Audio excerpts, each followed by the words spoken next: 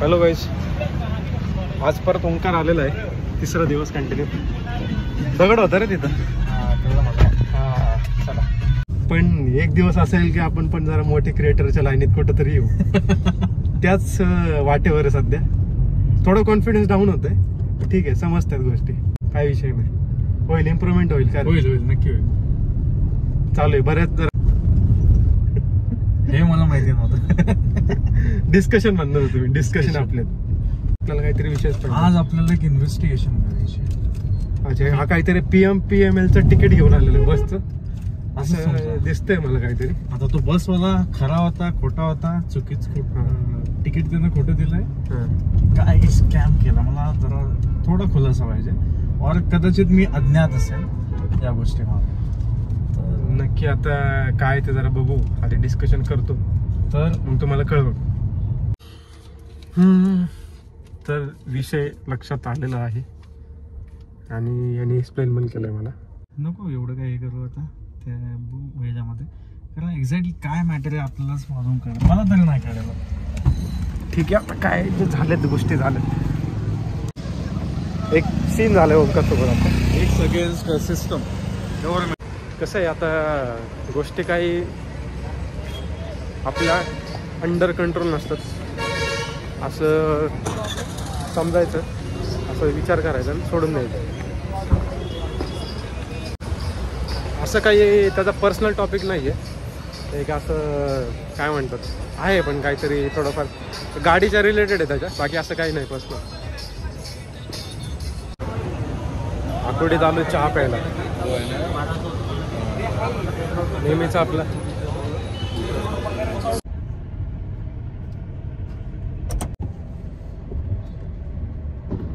चहा घेतलाय आता आकुर्डीमध्ये.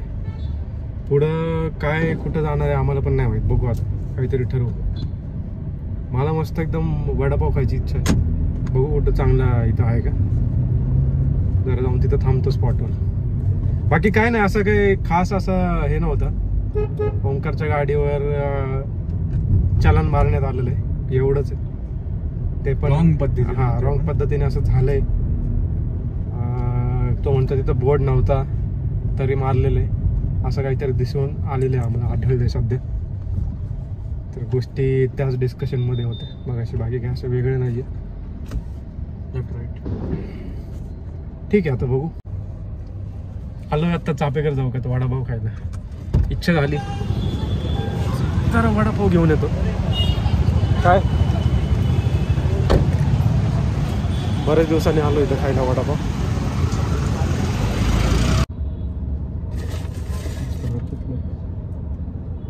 काय पकड वडे काढतो ना.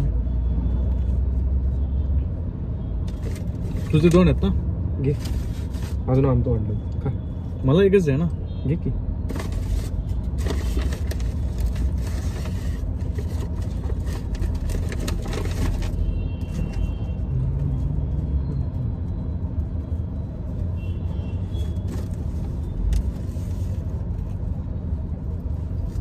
टिश्यू आहे ना गाडी. घेतलं का? 100 का 200 पूल येतात.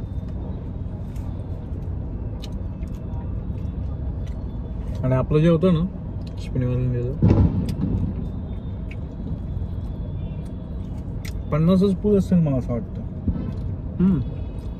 तसं काय देणार आता. ओंकारला अजून एक वडापाव खायचा होता, घेऊन आलो. गाडीत बिर्याणी पडली, अजून गाडीत बसून आता बिर्याणी पण खातो.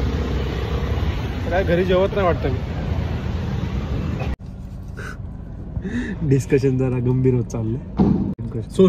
सोशल की काही गोष्टी पटत नाही आहेत, ज्या पण आहेत बरोबर आहेत. काय म्हणजे काय बोलण्याचा अर्थ नाही ते, ज्या की आपल्या हातात नाही आहेत. सगळ्यांना ती गोष्ट माहिती आहे, पण ठीक आहे, कोणी ऍक्शन घेत नाही बस. बरोबर आहे. काय बोलणार नाही आता या गोष्टीवर. सध्या वडापाव एन्जॉय करतोय, बिर्याणी काढते मी. बिर्याणी पण काढायची आहे. कुठे एवढी घेतली तू?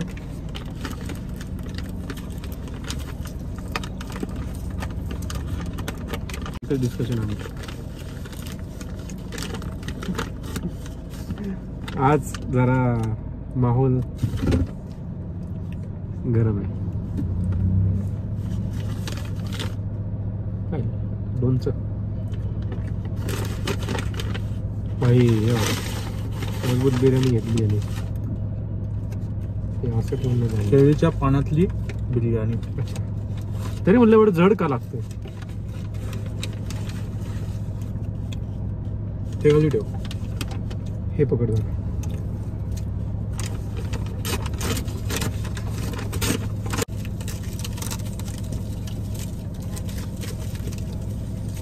काय मसाला वगैरे नाही करे?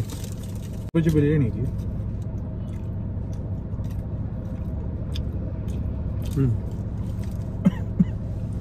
काय नाही, जी बिर्याणी मस्त खाऊन झाली आमची. डन. संपवली बिर्याणी, वडापाव, मस्तपैकी पोट भरलेलं आहे. आता घरी निघायच्या तयारीत आहे आम्ही.